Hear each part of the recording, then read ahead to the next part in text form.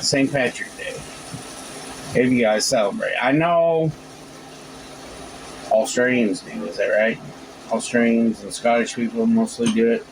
I thought it was Ireland and Scottish. Yeah, Ireland or Scottish. Alright, you can yell at me. Australians probably celebrate it too.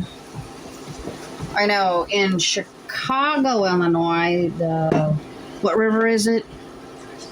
Lake Michigan. Yeah. They put green dye in it.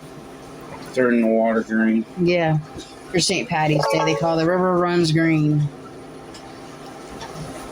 This is a pie. It's a mince pie. They call it a meat pie. So what really is mincemeat then?